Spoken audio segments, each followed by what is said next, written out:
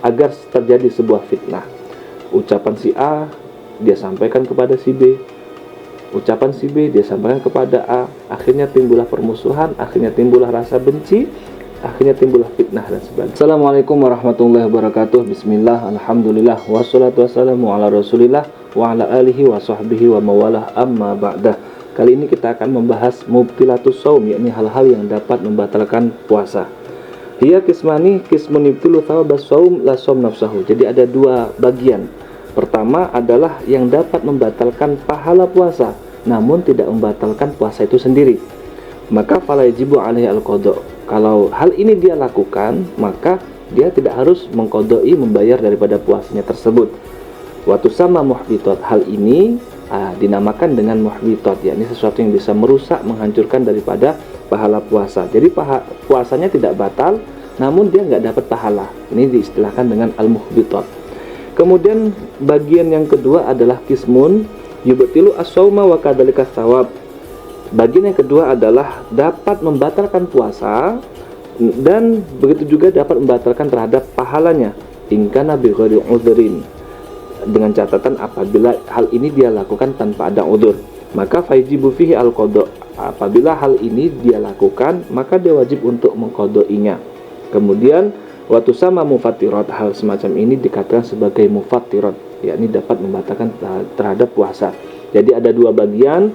Yang pertama adalah al-muhbitat, yakni sesuatu yang dapat menghilangkan, menghancurkan pahala puasa, namun tidak membatalkan terhadap puasa itu sendiri, dan dia tidak wajib untuk mengqadainya. Yang kedua adalah al-mufattirat, yakni apabila dia lakukan maka dia batal puasanya dan dia wajib untuk mengqadai in kana bi ghairi udhrin.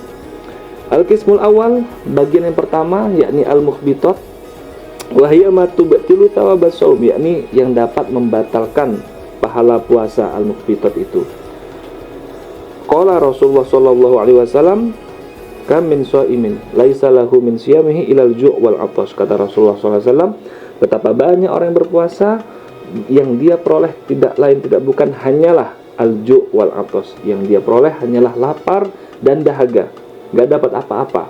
Walaupun secara kasat mata puasanya tidak batal, namun dia tidak memperoleh apa-apa kecuali lapar dan dahaga. Ya, ini dikenal dengan al-muhbitat, dia nggak dapat pahala. Hal-hal yang dapat merusak, membatalkan pahala puasa, al-muhbitat, yakni pertama al-ghibah. Ghibah, wahia dzikruka. Apa definisi daripada ghibah itu? Ta'rifnya adalah dzikruka akhokal muslim bima yakrahu walau kunta shadiqan. Ghibah itu adalah engkau menyebutkan sesuatu yang kau tujukan kepada orang lain, yang mana apabila dia mendengar hal tersebut, ucapanmu itu dia tidak senang. Jadi engkau melontarkan kata-kata yang tidak membuat ia senang. Walaupun tasodikon, walaupun yang kau sampaikan itu adalah jujur, suatu kebenaran. Jadi fakta. Jadi kadang orang salah memahami ghibah, kata dia, oh yang saya sampaikan ini adalah fakta, begitu. Ini bukan ghibah, ini fakta, begitu. Nah, justru fakta itulah yang dikatakan sebagai ghibah. Jadi menyebutkan, menuturkan, melontarkan kata yang dapat menyakiti hati orang lain, walaupun itu fakta. Kalau ada di bulan puasa, kemudian dia tidak menjaga lisannya, dia mengatakan buruk terhadap orang lain, berkata tidak baik terhadap orang lain merasa tersakiti, orang lain merasa tersindir dan sebagainya, maka bisa dipastikan yang dia peroleh daripada puasanya itu adalah al-ju' wal 'atash, lapar dan dahaga. Dia tidak dapat pahalanya karena dia melakukan sesuatu yang dapat merusak daripada pahala puasa. Yang kedua adalah an-namimah, adu domba, wahia naklul kalam biqasdi iqa'il fitnah, yakni memindah suatu ucapan kemudian dengan tujuan, maksud untuk agar terjadi sebuah fitnah. Ucapan si A dia sampaikan kepada si B, ucapan si B dia sampaikan kepada A, akhirnya timbullah permusuhan, akhirnya timbullah rasa benci, akhirnya timbullah fitnah dan sebagainya. Ini dikatakan sebagai namimah. Yang ketiga al-kadzib, dusta, wa huwa al-ikhbar bi ghairi waqi', yakni menyampaikan sesuatu yang bukan kenyataan, bukan fakta yang dia sampaikan, kedustaan. Maka di bulan puasa apabila ada orang berdusta, maka dia tidak dapat daripada pahala puasa. Yang dia peroleh hanyalah al-ju' wal 'atash, sebagaimana sabda Rasulullah sallallahu alaihi wasallam.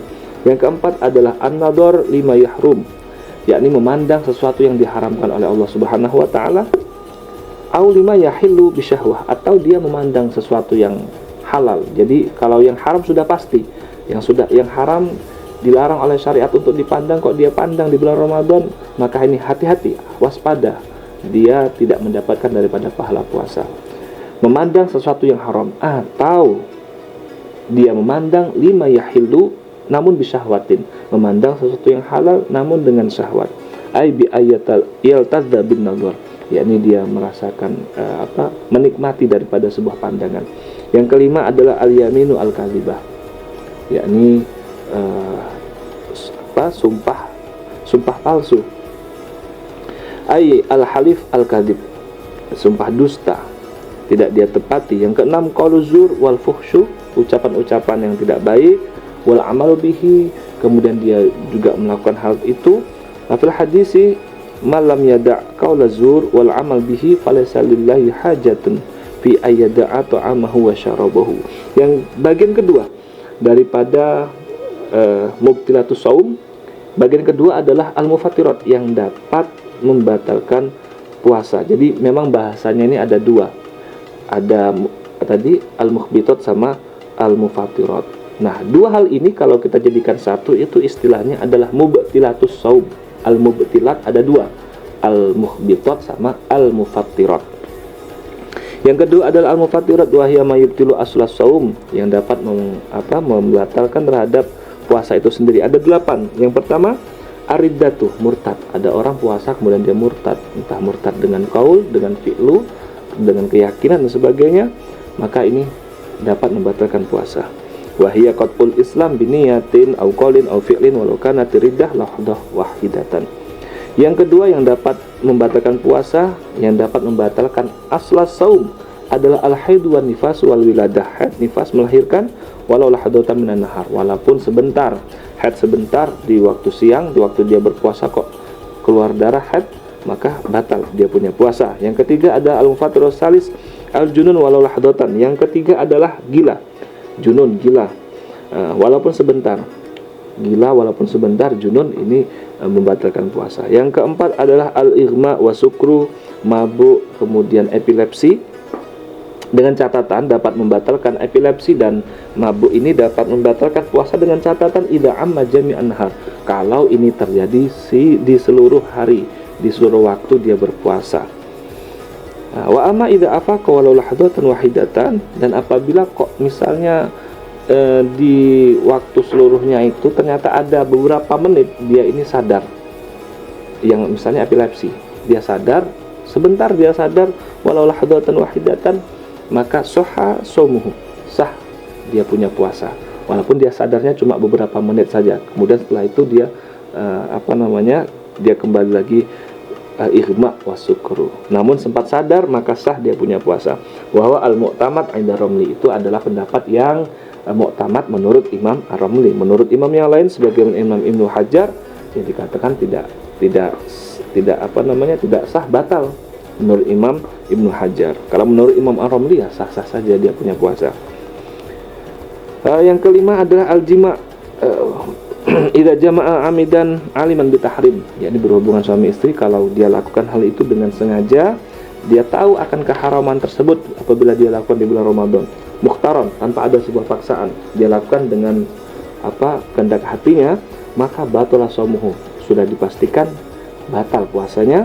Wa idza afsada shaumahu fi Ramadan yauman kamilan bijima'in tamin azimin bihi shaum tarattaba 'alaihi khamsatu asya'. Kemudian untuk terkait dengan hal yang membatalkan puasa yang terakhir ini, yakni al-jima', ada beberapa pembahasan selanjutnya. Kemudian yang dapat membatalkan puasa yang nomor 6 adalah wusulu ainin min manfadin maftuhin ilal jauf, yakni sampainya ain ke dalam jauf dari media manfaat maftuh, dari via manfaat maftuh, dari sesuatu yang terbuka yang bisa menyampaikan ke dalam perut. Maka ucapan wusulu ain, sampainya ain ini mengecualikan terhadap udara, angin, al-hawa. Fala yadur wusulul hawa ilal jauf, kalau kemudian ada udara atau angin masuk ke dalam perut, maka hal ini tidak membatalkan puasa. Karena apa? Karena itu bukan ain, itu adalah athar. Wa kadzalika mujarradu ta'mi warih biduni ainin, atau bau, misal bau sampai begitu kuat bau tersebut sampai ke dalam perut, misal masuk ke dalam jaufnya, maka ini tidak membatalkan puasa karena dia bukan ain. Fala yufattiru ma wasala minhu ila jauf, bukan sesuatu ain tapi dia athar. Qauluhu manfadin maftuhin kharaja bihi, manfaat maftuh yang bagian yang dapat menyalurkan, menyampaikan ke dalam perut namun tidak terbuka, manfaat maftuh namun terbuka, manfaat maftuh, yakni sesuatu yang bisa menyampaikan ke dalam rongga perut dari sesuatu yang terbuka, yakni manfaat maftuh begitu, yakni kharaja bi idza wasalatil ain ila jauf min manfaatin ghairi maftuh, kalau ada ain sampai ke dalam jauf tapi vianya bukan manfaat maftuh, vianya adalah manfaat ghairu maftuh, sesuatu yang bisa menyampaikan ke dalam jauf, ke rongga perut namun dari bagian yang tidak terbuka, sebagaimana dicontohkan minyak wa nahwihi, yang mana minyak ini sampai ke dalam jauf bitasyarubil masami, oleh meresapnya pori-pori. Nah, ini dikatakan al-masam, pori-pori itu bukanlah daripada manfaat yang maftuh. Wa kullu manafit maftuhatun fi madhabil Imam Syafi'i. Namun menurut Imam Syafi'i seluruh manafit, seluruh manfaat itu ya terbuka, dikatakan terbuka. Ini menurut Imam Syafi'i kecuali mata. Jadi kalau menurut Imam Syafi'i ya tetap batal. Karena seluruh manfaat itu dikatakan sebagai maftuhah, ya terbuka. Wa kadzalika al-udhun, dan juga begitu menurut Imam Ghazali, yakni telinga. Telinga juga dikatakan sebagai manfaat yang terbuka, sesuatu yang bisa menyampaikan ke dalam rongga perut yang terbuka. Menurut Imam Ghazali, al-udhun adalah manfaat maftuh. Mudah-mudahan bermanfaat. Wallahu a'lam bishawab. Assalamualaikum warahmatullahi wabarakatuh.